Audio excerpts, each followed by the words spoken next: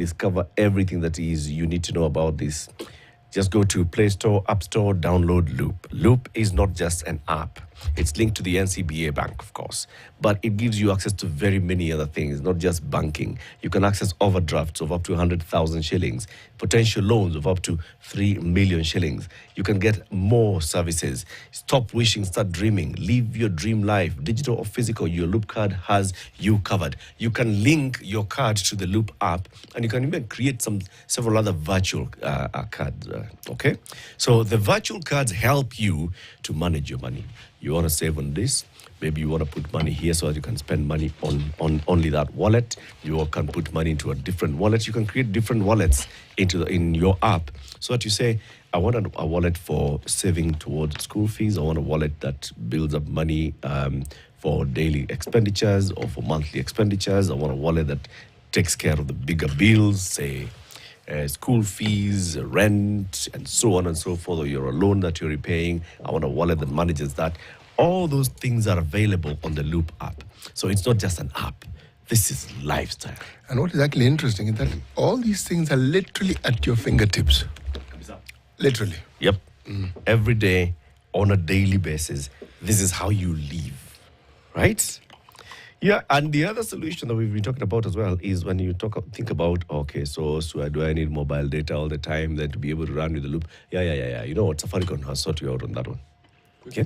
Quickly. Because with 2,000 shillings every month, if you just go monthly, the Safaricom all-in-one package gives you 17 GB of data, which means that every time you're transacting through your app and you need data for that, you are sorted because 2,000 bob, 17 GBs of data, 1,000 minutes of talk time, 2,000 SMSs, and free WhatsApp. Free. All you need to do is dial *544# and then choose Go Monthly and select the all-in-one monthly package. 2,000 bob na maisha yako inakuwa sorted. Tofauti kabisa. Kabisa. No need to worry. I'm on it. So you now can even use several gadgets with 17 GB. My friend, you can GB yourself to happiness. All the GB-jibas. Yes. Our next guest is in the studio. We want to talk about mambo ya mlima. Mufanye kitu yote mtafanya, msiguze mlima. Msiguze mlima. Sasa mlima imeguzika, imejisplit. Iko south, iko east, iko west mlima. Na iko south, na iko north ya mlima. What is happening in this mlima? Our guest is Sabina Chege, nominated Member of Parliament. Are you still the whip of Jubilee in the National Assembly? Yes, I am. Aha, the Jubilee whip in the National Assembly. Good morning, Mheshimiwa. An acting party leader of Jubilee Party. Good morning to you. How are you? Hii acting umekuwa ukiact sana. Kabisa, we are still in court. And why can't this party hold elections? Because we can't hold until we finalize with the courts. Because you need to resolve these issues. Yes, we have in to. Court. Yeah. Okay. And we are praying by the end of this month and next month we can be able to sort out our differences and move out of courts and build our party, because I am seeing like Jubilee Party is going to be the party of the future. Yes. Okay. Yes. It was the party of the future in the last administration. It was the ruling party then, not the party of the future. And then we got a split from part of our colleagues who went and promised a lot of things and that have not happened. We spoke to people about the party, about what we believed in. At some point, actually, when the former president talked about the project he wanted to finish, and especially the roads, people told him we don't eat roads. Now they have come back to eat their own words, and they know roads are important. Some of them that where they stopped, they have not continued. Other new projects are being started when some of them, the very important projects, are stalling. So we are now at a platform where we can have a sober conversation, because I believe then we were very emotional and people had their own way of thinking and almost promised that there's magic that can work in leadership. And so now with the absence of magic and with a lot of frustrations, I am quite sure now Kenyans can settle down and, debate soberly and just agree on what is the best way forward for this nation. One would have expected that, but well, we shall discuss. Sisi. I don't know, do you give Mtumishi Wanjiro the day's proverb? Yes. Our proverbs for the whole of this week have been from the Federal Republic of Somalia. Somalia. Somalia. Okay. Horn of Africa. Oh. We talked about that earlier on, longest coastline of our countries within Africa. We have African nations that are in the sea, in the middle of an ocean, but the ones which are within that landmass. Get to know me before you reject me. Get to know me before you reject me. Mm-hmm. What's your interpretation of this one? A quick one would be the famous quote of don't judge the book by its cover. But I think it's just that you need to take time to know people, not just, the first impression. Sometimes I may be in the wrong mood and we met and you thought I am this snob. But once you spend time with me, then you'll come to understand me and know me. Because I think a one-time or just one-time impression would not really give you a package of who I am. And sometimes also, and especially for us who are in politics, sometimes I would come and talk about things, but take time. Interrogate me after 2 weeks, after a month, after a year, then you'll actually know who I am. Can get the composite and of the person. And you know the true person. So it is important to give everybody some time and benefit of doubt before you judge them. And especially with this social media era. So there's a lot of things that are out there. There are people who know you more than you know yourself. They know you from the rumors they've read about you. So sometimes you even read about yourself, you're like, is there another Eric or is it me? So maybe there's another thief. So I think it's time that people will not judge other people by what they read in the social media or maybe that first impression, but take time to understand even where we've come from. Some of us have had very long journeys. You might think we just got to this level. But I know, Eric, if anyone would give my testimony, I would call you as one of the person who interviewed me when I was a very young girl in the media, when I was in the first year in the university, and you gave me a chance to be a broadcaster when I was not even trained journalist. But you saw my passion and you believed in me and you actually trained me. I think that's something that many people don't know. And here you are now, leader of a future party. Imagine, not a future party. Eric, party of the future. You must be fair to this party. They are continuously the future party. No, we were the former ruling and we are coming back. The party of the future. With a bang. Yes. Let's talk about the mountain. Every time people bring in politics and they start bringing regional issues, they group people together and say coastal people. Like the people of Lunga Lunga and people going all the way to the border with Garissa are all coastal. And the ones bordering Kajiado, yes, they're all coastal. They're all coastal. Yeah? Mount Kenya has been this one word that's used in the Mount Kenya region. Can you define for us, where is Mount Kenya? What does Mount Kenya region mean, politically speaking? Well, the issue of Mount Kenya comes in when you're looking at the numbers, or the voting block. Basically, that's where the Mount Kenya becomes relevant. And at some point, you find that after any election, the issue of where you come from, disappears and we are all Kenyans. But when it comes to any political cycle or where people want to push their own agenda, then we retreat back to our regional cocoons. And so we start saying we are from Mount Kenya, we are from coast. Others will come and say, we are from northern Kenya. Others, at some point, the coastal people said, Pwani si Kenya. So the regional politics comes in when people are trying to look for votes. And at that point, then, we look at the numbers. And without any fear of contradiction, Mount Kenya has had really a voter basket. And this voter basket of Mount Kenya is not necessarily at the mountain. Because we know these Mount Kenya people are also very aggressive. Who are the Mount Kenya people? I want to start from there. I'll say if you talk about Mount Kenya people, I'll talk about the Kikuyu, the Embu, and the Meru.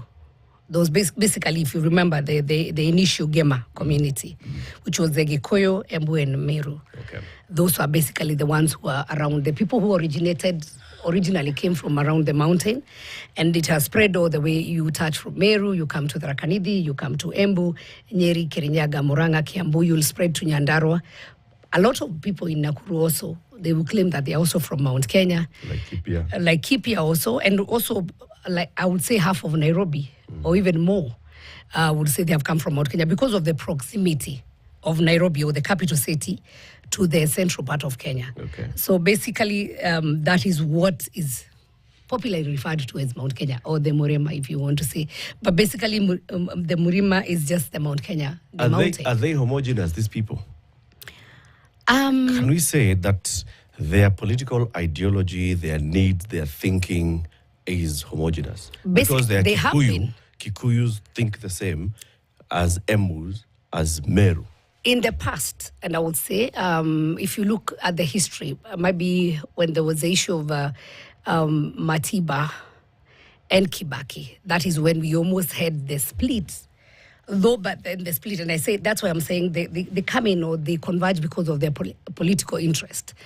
When Matiba was to become the president, the people who made Matiba not become the president were the people of Meru, Embu, and Nyeri, because they actually now went to they took that block. Yep. But the Kiambu, Murang'a, and part of Kirinyaga were for Kenneth Matiba. Basically, and I think that was a technique that was used by the late President Moi to divide the mountain. That was divide and rule. Because if then they voted as a basket, would have had Matiba being a president of Kenya. But when Mwai Kibaki decided to vie, and again Matiba was vying, that's how Matiba lost it. So basically, the issue of the mountain comes in, unfortunately, just because of the voter basket. And there's always a saying that when there's a fear of losing, or there's some danger, they sense some danger, they come together as a team. So they might disagree on many other things. But when the elections comes and then there's a fear of some danger, you can, if you want to relate to the last elections, where they even said no to their own. They said no to Uhuru. And they went against all his advices, and we're going to stand with Ruto. You saw the entire, basically the voting, the larger bloc, I think 80-something% voted for Ruto, because there was they felt like the current president was being intimidated by the president. There are people who didn't want him. So with all that and the many things that were also convinced that they were the truth, whether they were truth or not, that's a debate for another day. Then they voted as a basket or as a bloc. So, but for once, or they rejected Raila. They actually, they rejected Raila, but they also rejected Uhuru. They didn't want anybody who was, because if it was just about Raila, we had very nice members of parliament who then supported Raila, but they were good performers. But they also rejected, they said tunamaliza ni kuku na mayai. So they forget kuku na mayai yake. That's what really happened. So we lost also very good legislators, some very good MPs who are very hardworking, who had done a lot of work in parliament on the ground. But by the fact that they were not in UDA, they were all swept away. But consider this perspective. Huh? When you talk of, say, Gema, yes, there's a generation who understood exactly what you're saying, and the Gema was formulated with a certain understanding. I have three questions. Let me start with the first one. Would you say that concept of Gema that you have very eloquently illustrated is understood by the bulk of the generational voters that we currently have in the mountain region? Unfortunately, no. And I think we saw what happened with the Gen Z. And they came in and said, we are non-political. We don't belong to any political party. Neither are we inclined to any religion. Neither are we inclined to our tribal cocoons. Okay. Today, our children who are, I think myself and Eric, our children are Gen Zs.